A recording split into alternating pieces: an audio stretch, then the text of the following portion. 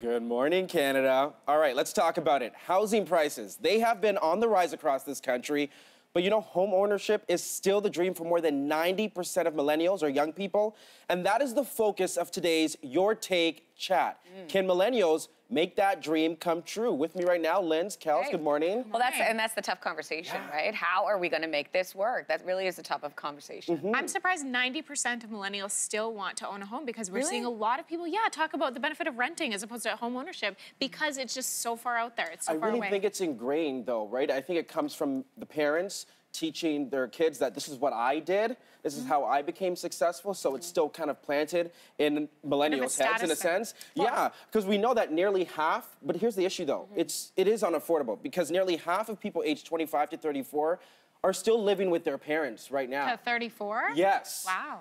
This is crazy. When you look back at the generation before, when they are at this age, that number was significantly lower. So what does this mean? Well, clearly we're seeing that people just, A, cannot afford to live on their own. And if they want to buy a house at this point, it's seeming like it's out of reach at this point. But nearly 70%, so 70% of those people who are living still with their parents still believe that they want to own a home, but they agree that it's just unaffordable in the neighborhood that they're living in. Okay, well, I mean, for me, owning a home is probably one of the best investments. This is my personal opinion, one of the best investments you can make. I mean, a home is a safe way to put your money if you're able to afford it. But that's, I guess, you know, the point of what you're saying.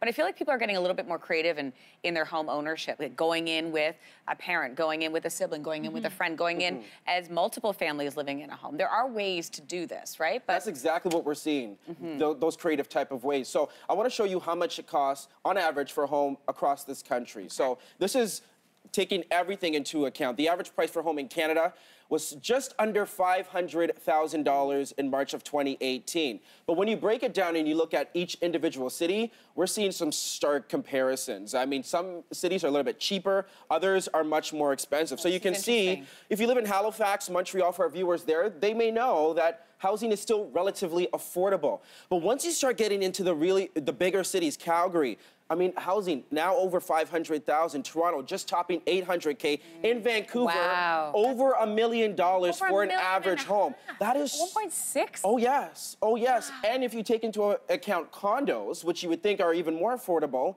condos are now approaching the $1 million mark in Vancouver. Wow. Right? This is a city that, you know, is 1/3 the size of Toronto, doesn't have the same amount of jobs in terms of, you know, head office jobs, those high-paying jobs to the same extent. So where do you get? How can you afford this? Because we know millennials, young people, they're not making the same amount of money or the money that they need to afford homes at these prices. So take a look what the average millennial takes home right now in terms of pay, just under $40,000. Wow.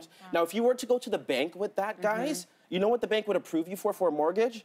Just over 200. And that's your max, and that's not even where you want to be, exactly. right? You want to be significantly below that. It's scary, especially when you think of a millennial with an up-and-coming career. You perhaps want to move to a bigger city, say hit up Toronto or Vancouver, and then you can't even think about affording a home. So you move into the burbs, and then you're commuting your way in. And we know that studies have proven that there is a better work-life balance when you live closer to work, that you're more likely to find happiness if you can live closer to work. But if you're working downtown, that's not a possibility in either of those two cities. It is kind of scary because, you know, leaving the nest is where you start to get your independence and you build that independence. So what does it mean when you're not able to do that? Did we all go back home, though, after college university? Yeah. Yep, we all did. For a couple of years, And I'm expecting my kids to do the same because for that reason, it's just too pricey to, you know, for what you make at that point in your life. Yeah. Now, here's the bit of good news. Since last year, we have seen prices kind of go down a bit in some cities, but at the end of the day, as we saw there on that board, it is still relatively unaffordable. So that's the question